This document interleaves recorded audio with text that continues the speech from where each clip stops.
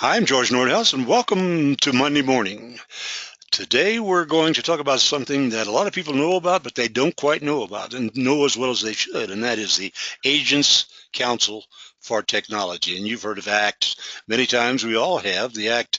We're going to have Ron Berg, who's the executive director of it, tell about what is ACT, because as Ron has told me, he said everybody kind of knows what it is, but they really don't know why it is and what it is and how it works. So we are really going to go into it today. Then you can take this later on. Make sure that everybody in your agency listens to this today. I also put it on our basics program so it's in there so people know. Okay, let me tell you just a second about Ron. He's had a lot of experience in technical. That's his whole experience. In fact, he's been in the insurance side of things for like 25 years, something like that. He's done a lot of seminars and teaching. He works with agents across the country, but mostly with Ron, you tell me what is ACT? You tell me. Oh, thanks, George. Yeah, let's talk a little bit about ACT because ACT really isn't about me. I am the facilitator. I am the one person that kind of keeps ACT running. ACT is a program within the Big I, the IIABA, the Independent Insurance Agents and Brokers of America, which is based out of Washington, D.C. Many people know about some of the other programs within the Big I. We'll talk a little bit about that later. But ACT specifically was started in 1999 by my predecessor, the great Jeff Yates, when I'm the laughing because industry we worked really together for so many years. You know, he was a really good guy. He's a good guy. He's still around. Thank you. he's done more for the industry, I think, Yeah, than George, most than anybody. most people recognize. I agree. But to me, technology being, the closest to my heart, what he enabled was the vision and then the realization of a group such as ACT that would bring all the players at the industry to the table and bring the major stakeholders together to put advancement, advocacy, and really consistency around technology workflows for independent agents. So what we do is we bring all those groups together to get a consensus on what the best practices are, the best workflows. So your challenge, one I of the got to ways ask you, what's your biggest challenge if that's what you're doing? You know what? Our biggest challenge, George, isn't technology. Technology gets in the way of the conversation a lot. We get all entangled with technology being the point, and it's not. Technology is just a way to enable a conversation, a relationship, independent agents with customers, carriers with independent agents. Our biggest challenge, George, is that ACT is a free resource for independent agents on pretty much everything technology, tools that they can actually use to improve all of their different workflows, and we'll get into that. Our biggest challenge is that, in my opinion, over 90% of independent agents don't realize there's an ACT there for them as a free resource. That's not a good thing. That's for sure. Well, it's a double-sided sword, right? It's a great challenge. Yep. It's good to have a big target audience to go after, but it is a challenge that many agents don't know that we're there for them for free, as opposed to a lot of other things they have. So how we do this, I mentioned I'm just the facilitator. I'm the one paid resource within ACT. Everybody else that participates on our work groups and goes to our 2 annual meetings are doing it in a volunteer basis over and above the role that they're paid to do at their company. And that's carriers, vendors, agents and brokers, a lot of associations, user groups, and consultants.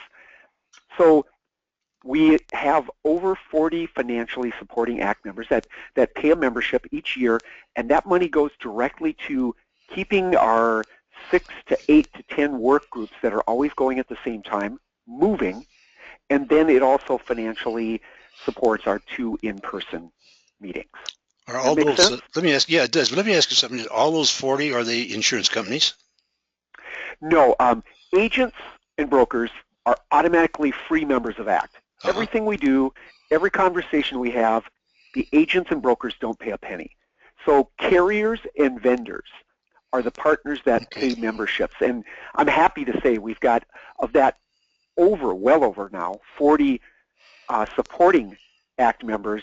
We've got all the nationals, most of the super regionals, and now more and more regional carriers, as well as pretty much every type of vendor you can imagine, the management system vendors, eSignature, CRM, every technology vendor that has kind of a play in the independent agent space, there is at least a representative, one company from that.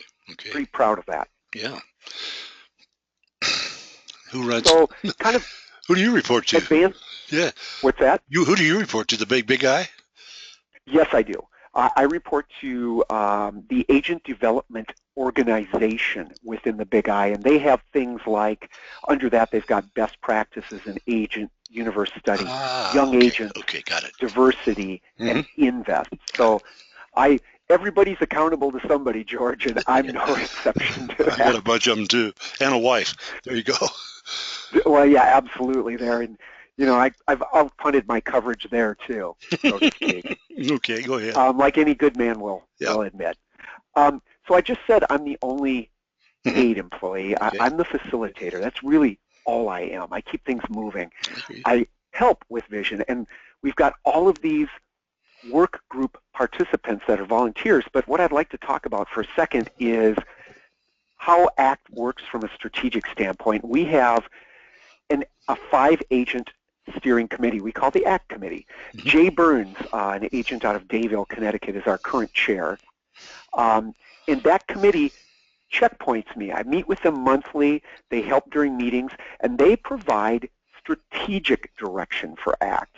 So we've got carriers, vendors, and agents working on work groups to get work product out, and then we've got the ACT committee that helps from a strategic standpoint. And you can see the committee here: Steve Aronson out of Massachusetts, Claudia McLean, phenomenal, out of Washington. I know her. State. I know Steve. Yeah.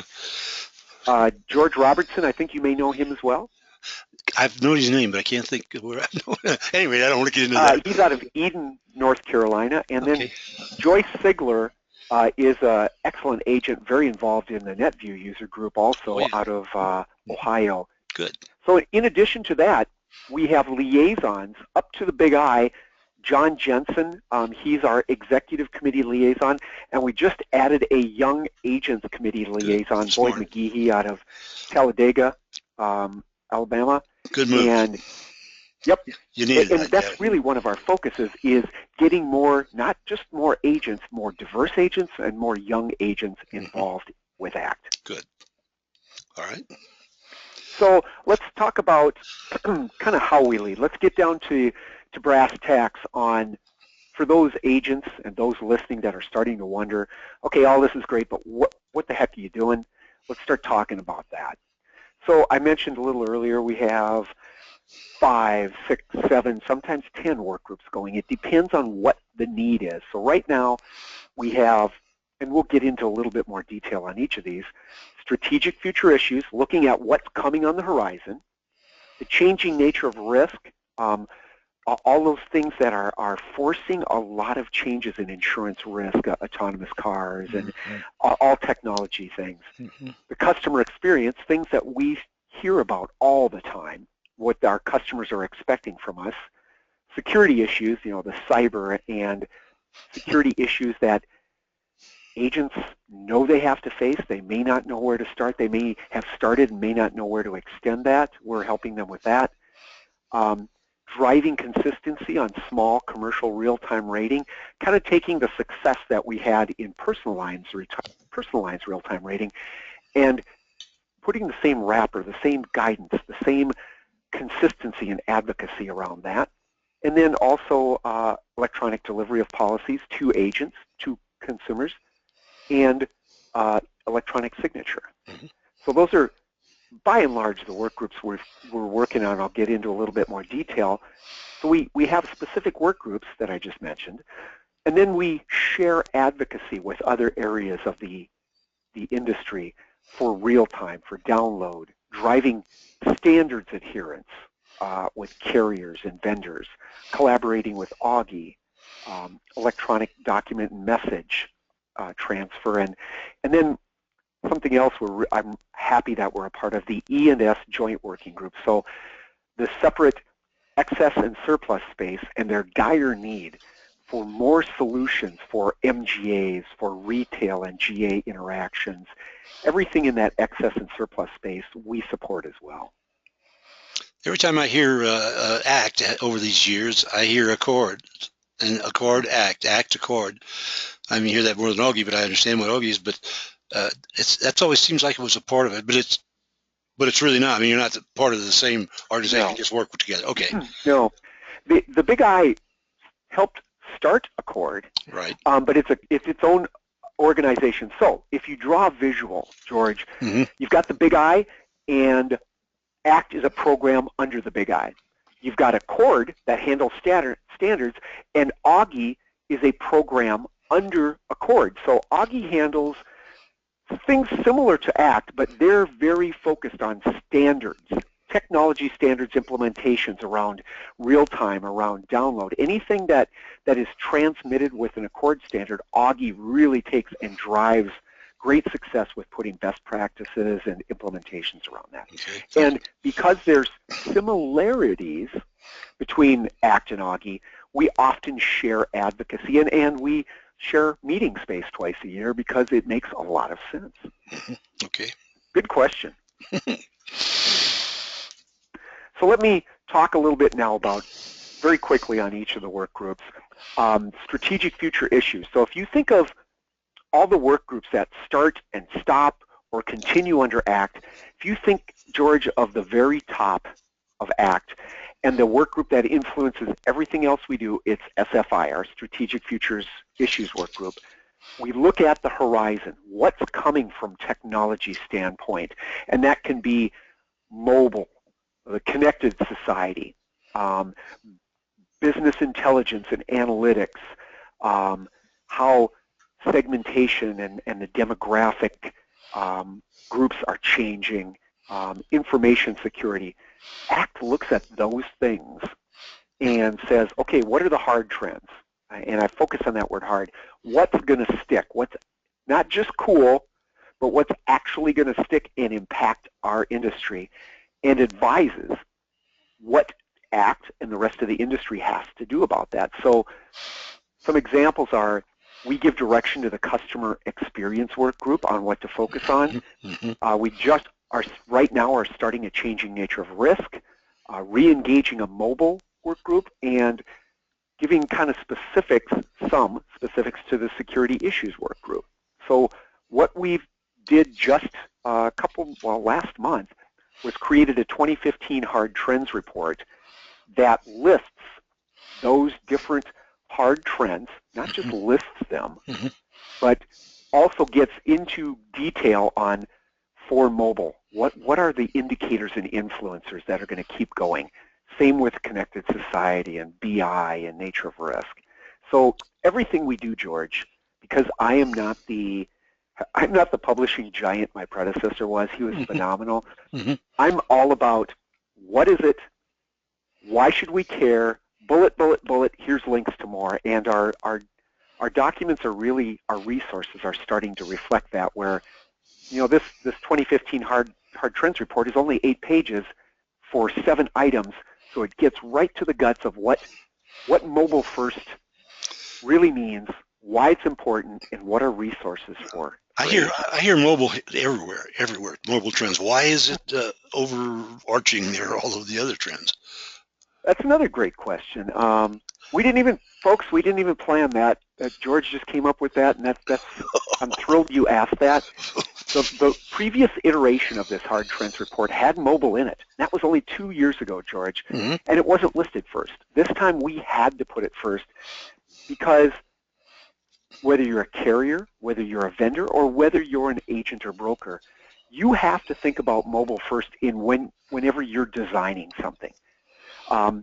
Carriers have to think about mobile as a design criteria when they're creating applications. Same with vendors, and same with agents. When they create their website, they need to be thinking about mobile first. They need to design it with mobile in mind and use that as a criteria, because now over 55% of all insurance potential buyers start researching on a mobile device, whether it's a smartphone or tablet.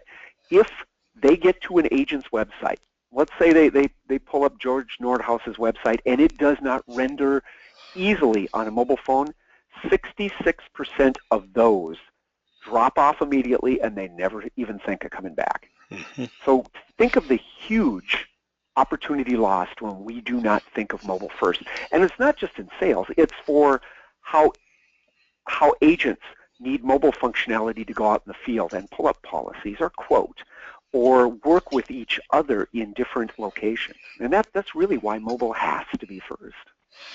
I can understand that now, but customer expectations are really changing a lot now too. And I know it's affecting all of us independent agencies. Let's talk about that for a minute. I just said that strategic future issues sits at the top.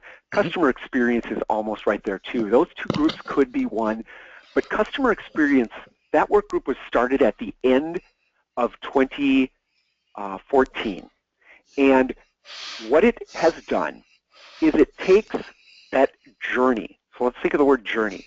When you as a consumer first become aware you need insurance and you start researching via your mobile device or even your laptop or desktop maybe, and you start searching out an agent.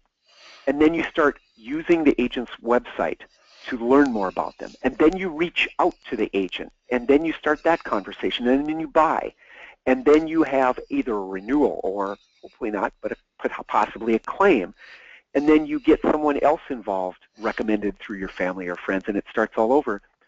Those points that I just talked about are points on the journey. What the customer experience work group did through the discover and the evaluate and the buy and the experience and the renewal, hopefully not leave, but the renewal phase and then become an advocate, is for within each of those phases, we made recommendations for the touch points within that journey. So when they hit an agent's website, as an example, it has to be mobile and mobile adaptable. We talked about that. For having, we make recommendations with resources for things like enabling quoting on an agent's website, utilizing eSignature for the sale or potentially for the renewal, or not in the renewal, for the endorsements phase, doing things like chat, doing things like proactive marketing throughout their life cycle.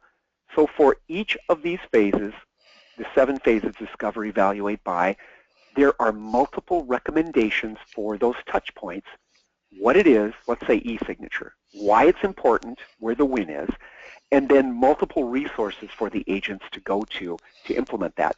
The idea is giving a guide that the agency can use and look at where maybe the holes are in their customer experience for their agent or for their customers, and then resources to plug those holes.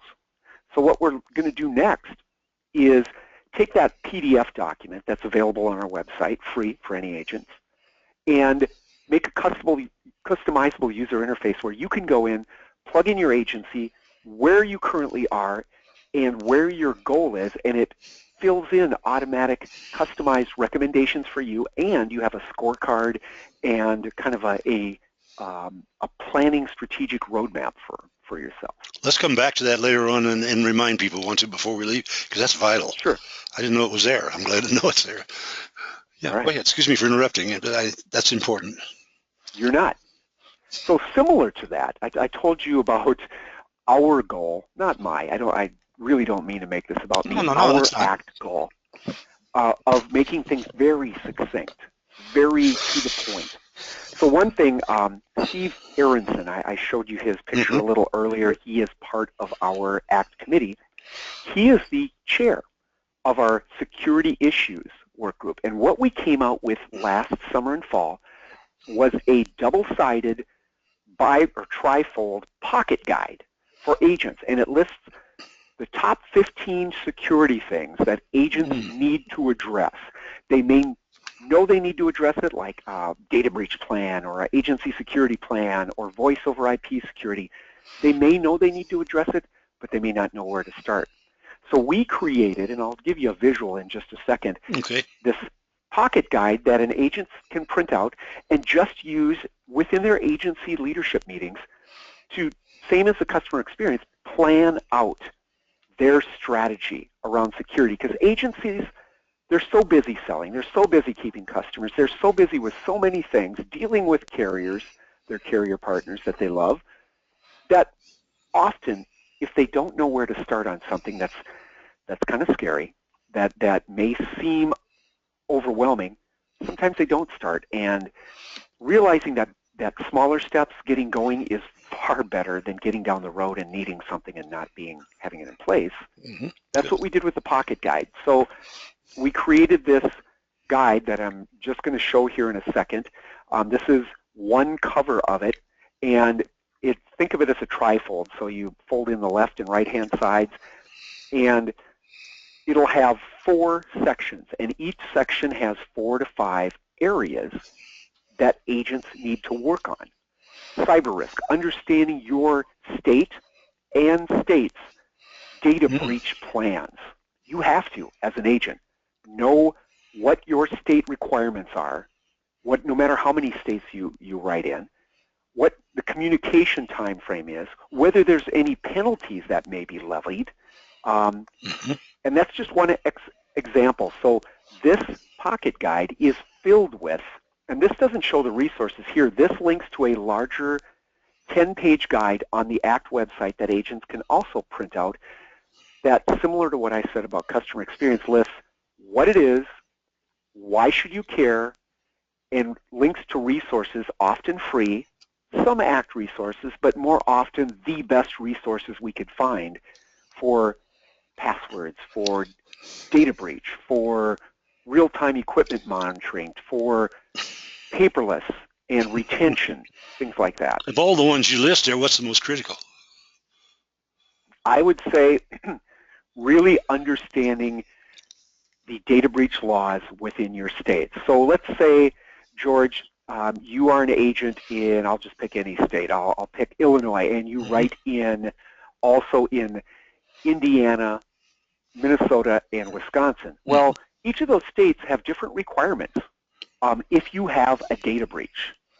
And you have to, as an agency, adhere to the highest level. Let's say Illinois is much more stringent than Wisconsin. Not to cast any aspersions against Wisconsin.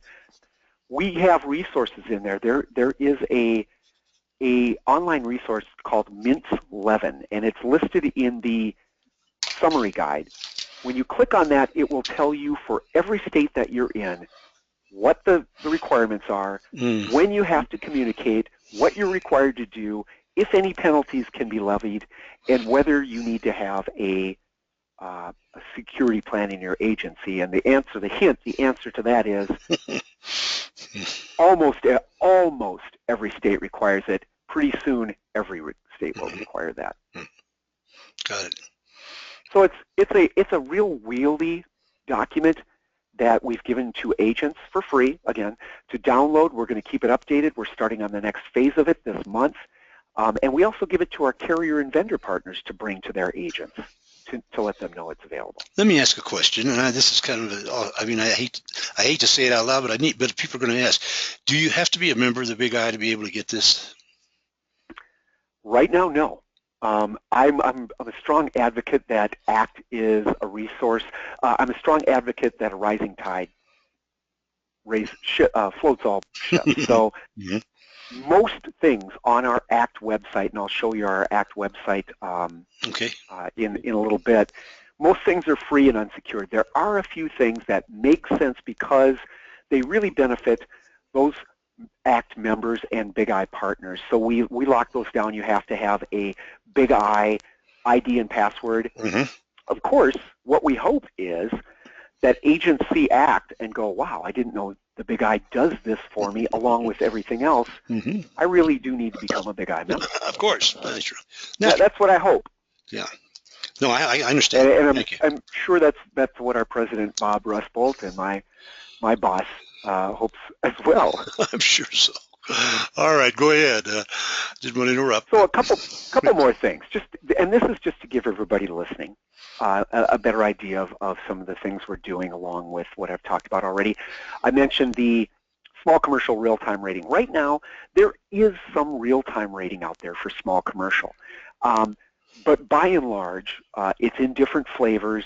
And we know that agents, if they have to do 10 different things, are going to take the path of least resistance and may write just the same carrier all the time or with the same vendor all the time. Mhm. So our goal with this work group, and we're about halfway through, is to find the best practices around bridging. And what we mean by that is when you're in your management system, you pull up a small commercial risk and you click quote with carrier A, B, C, D, E, have it go out to those carriers and get a tentative rate, and then when you as an agent find the best rate, the best fit, you click a button, it takes all that data and you logs you into the carrier site, and you just fill a few fields.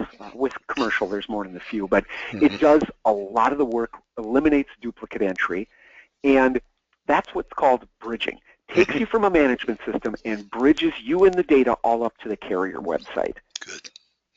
The end state in Panacea is where you can use a comparator or the management system, hit rate, click the carriers that you want, and it comes right back to you, and you never leave your management system. That's what we're working towards. Good. Love it. Okay? Mhm. So one last example.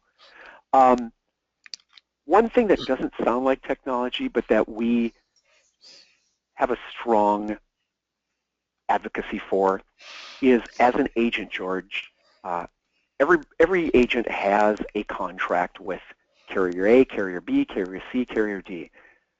Often, those contracts do not contemplate or don't contemplate equally, fairly, the technology aspects. So what we did was we created an agreement using general counsel, legal resources from carriers, from the big I, from the industry, and all those things that weren't even a part of many carrier contracts, like what happens when there's a data breach, what happens when you're using a third-party vendor and something happens, what happens for IDs, what happens on eSignature. ACT created recommendations for carriers, very clear, that the next time they go around and update their agent contracts, there's a section that covers all of these emerging technology things that need to be in there that equally benefit carriers and agents. Mhm. That's a side example. Make That, sense? oh yeah, I'm my mouth is open because I just didn't realize it had gone this far. And we do a lot of other things. We've got an eSignature work group making sure that we're advocating to all carriers to accept e-signatures from certified vendors. We're just starting a changing nature of risk work group that really excites me. So when you think about autonomous, driverless cars, crash avoidance vehicles, Hmm. drones, the Internet of Everything, things like Predictive modeling. That's the big one. exactly, That's the word right there. exactly, machine learning. All of those things are going to change insurance risk. We, as an industry, need to be ahead of that, not behind it like we have been, not pointing any fingers, but I as know. an industry, I know. we're slow. So that group is addressing that. We've got one on communications, one on mobility. I talked about that earlier, and then agency websites and marketing. And we don't just have PDFs and downloadable documents. We take that information and deliver it also via webinars, videos. We just started a podcast series. And Hmm. then we also have a monthly newsletter that this is kind of my pride and joy. It's taking our ACT vision of not a long diatribe via email, but 4 really precise articles, 4 to 5, 2 to 3 sentences about each article with links to more if you're interested, things about ACT events, what's coming next, and that that comes out once a month on the third Wednesday of the month. And that also, if you go to the ACT website, iiaba.com or net Hmm. /ACT, there's a ACT newsletter tab, free to sign up for. Get it free every month. Good. So I'll be on it today. Thank you. great. Yeah. I'll look for that. I'll hold you to it. Okay, go ahead. So along with all of the work groups that I've been talking about and the delivery mechanisms, George, we have 2 meetings a year. In the February timeframe, and we try to keep it in the South, East Coast, West Coast to make it fair, but try to keep it, being it's February, someplace people like to go. We had a meeting just a little bit ago in Scottsdale, Arizona. We're often in Florida, sometimes in San Diego. So we have one in the winter, February, and then between the September and November timeframe in the fall. This fall, it's going to be a part of the Accord Conference in Boca Raton, Florida, which is really a horrid place for people to have to go to. Oh, yeah, it's tough. I know. Then every other fall, instead of Accord, we're part of the Big I Fall Leadership Meeting, where it's hundreds and thousands of agents from every state in the United States, and ACT alternates being a part of the Big I Fall Leadership with the Accord, and this year we're a part of Accord. Okay. So we usually have a full day. We have futurists, we have panels, industry experts in talking about business intelligence, about where management systems need to go, telematics, things like that. And we usually have a fairly equal attendance between carriers, vendors, and agents. Mm-hmm. But again, we are trying to drive a lot more young, diverse agents, and we're starting to be very successful with that. And again, like everything else, it's free for independent agents. Good. Can't beat it. Okay, what next? So just kind of reiterate, we work at ACT. I realize, one of my biggest things is ACT isn't going to do it alone. So we got to advocate with a lot of other groups. I mentioned Augie and Accord, mm-hmm. The real-time download campaign, XSM Supply, the mm-hmm. ENS Joint Working Group, AAMGA, the Association of Managing General Agents, NAPSLO, and now I don't have it on here. Opportunity missed. I should have had something on here on the Insurance Digital Revolution, which is the next extension of the real-time download campaign, talking about everything digital for agents. Wow. So we also, along with all of that, we're very incorporated, as you might expect, with a lot of other Big I programs, IIAVA programs, like Young Agents. We got a liaison to the ACT committee. Invest, talking to high school-aged youth about the opportunities in our industry with, all of us people, George, I don't mean to include you, but there's some of us that are starting to get toward retirement age, and we've bemoaned that a lot. What a shock. But there's a lot of us. 50% are supposed to retire in the next 5 years. They've been saying that for 5 years, so I think some of us are holding on longer maybe than we should. But it's getting those youth yes.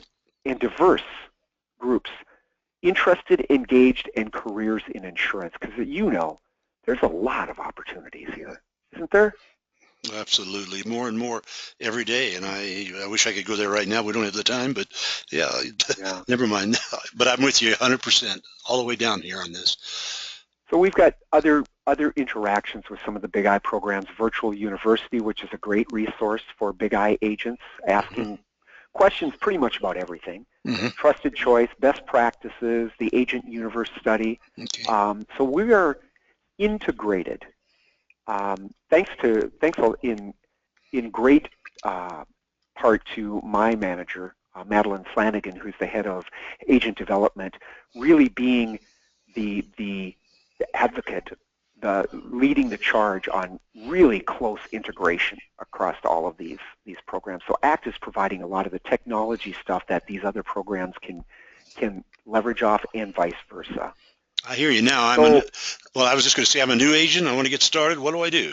Or maybe I'm not even a new agent. I'm an old agent, but all of a sudden I've listened to George's Monday Morning, and what do we do? Okay. Yeah. So that's what ACT is. Now what? Okay. Basically, it's simple. Go to the ACT website, and there's lots of information there. It's a great storehouse for all of the things that we've been talking about. There's links to our work groups. There's links about security. And all these things that we've been talking about are segmented out in their categories. Internet marketing and websites and planning and security and carrier-related things. So just go to that website. If you are interested and you want to learn more, I would be thrilled to talk to any and all as much as you would like. You can contact me, ron.berg, B-E-R-G, at iiaba.net. And I've also relisted our ACT website off the Big I website there as well. I'd be thrilled to talk to anyone, George. Well, I appreciate all this. It's so it's so engaging. It's so educational. I've learned so much more than I even had thought this was about. And you, Rhonda, this thing has just gone wild, and I'm so happy to be able to pass the word. And I just hope that people will use this. Once again, get it to everybody in the agency. Once again, and it'd be fine with me, Ron, if you wanted to distribute this tape. I mean, this recording. I hope you will. I will. And I really appreciate all you've done here and where you're going. And I know that those early days, I can remember Mr. Yates and I working together. And not I, but I mean, I was kind of agog. I had no idea what he was doing. But anyhow, it sure has worked out, and they've got a heck of a guy in you. So I'm proud to be able to have the opportunity to interview you.